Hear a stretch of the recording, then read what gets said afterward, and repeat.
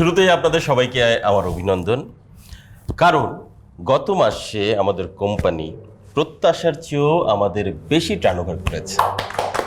হ্যাঁ স্যার, আমার বক্তব্য শেষ হয় নাই তো। আর আপনি এভাবে তালি বাজাচ্ছেন কেন? কর্পোরেট তালি এইভাবে বাজে না, এটা তো সিনেমা হলের তালি। আমরা চাই এটা আরো। কি ব্যাপার, আপনার কি কর্পোরেট রুলস ভুলে গেছেন নাকি? হ্যাঁ, মিটিং এ আসার আগে যে ফোনটাকে সাইলেন্ট করে আসতো সেই সেন্সটুকু আপনাদের নাই? শাহ সাহেব, জি স্যার। ফোনটা আপনার বাজছে, প্লিজ ফোনটা ধরেন। সরি স্যার, খেয়াল করি। না না, এখন ধরা লাগবে না স্যার, নেসেসারি না খুব একটা। থাক, কেটে দিচ্ছি স্যার। আচ্ছা, যেটা বলছিলাম, তো এই মাসে আমাদের যে একটা গুরুত্বপূর্ণ শিপমেন্ট আছে, সবাইকে ভাগ করে দেব। শাহেদ সাহেব, ফোনটা জরুরি হতে পারে, প্লিজ ধরেন। জি স্যার।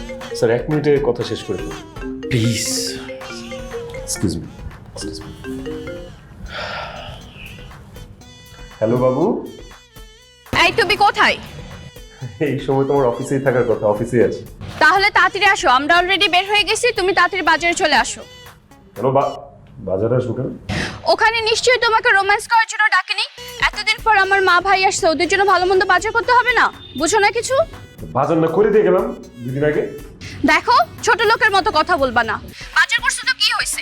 একই বাজারকে আমি বারবার আমার মা ভাইকে খাওয়াবো? আজকে নতুন করে বাজার করতে হবে, তুমি তাড়াতাড়ি আসো।